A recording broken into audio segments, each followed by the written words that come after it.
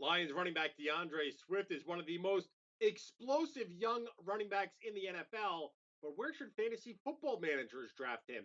Let's break it down with SI senior fantasy analyst Michael Fabiano. And Fabs, before we get to his outlook for this upcoming season, let's look back on just how good he was during his rookie campaign.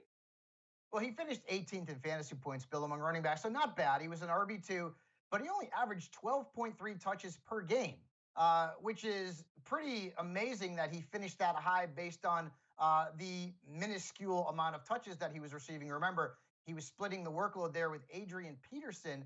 But one thing that Swift showed us was that when he got enough touches, he was very productive. In fact, over the 5 games where he had 15 or more touches, he averaged over 20 fantasy points per game. That's pretty good. Peterson's no longer in the mix at this point, but as we'll talk about, there is new competition in Detroit's backfield. Before we get to the new competition, let's quickly just look back historically. The curse of Barry Sanders. You have a featured article on it, on the curse of Barry Sanders for Detroit running backs. It's all up on SI.com. Tell me about what is going on with Detroit running backs ever since Barry Sanders, the Hall of Famer, retired. All right, so since that time, the Lions have drafted 19 running backs, and of those 19 running backs, 9 were taken in the first 3 rounds. So we'll take a look at those players.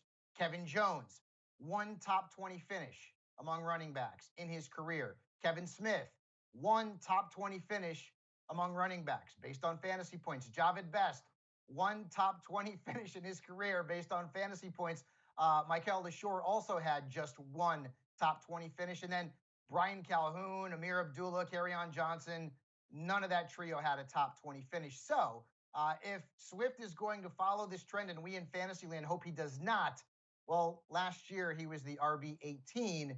Can he get into the top 20, which is something that many of his predecessors were not able to do a second time? All right, let's talk about this new coaching staff that is in Detroit. Dan Campbell, the head coach, Anthony Lynn, their offensive coordinator. What do they bring to the table in terms of how they use their running back?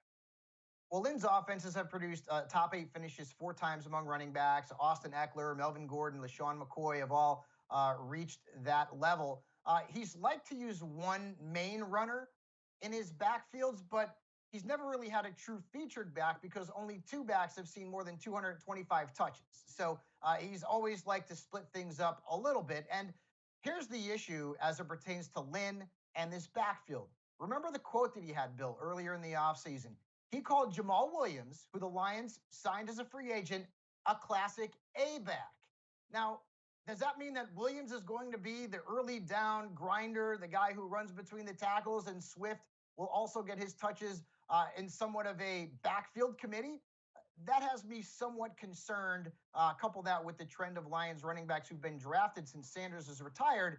And suddenly Swift maybe doesn't look all that great as an RB2. Now, I will say this. Earlier in the offseason, he was being drafted in the second round across the board. After Detroit took on Jamal Williams and also drafted Jamar Jefferson, and then couple the quote that Anthony Lynn had out there, and suddenly Swift is now more of a third or fourth round pick. So what's the verdict? Is he worth that third round price tag, or would you rather a little bit? Would you rather be happy if he landed to you in the fourth and you don't have to press the issue maybe in the middle or late third round?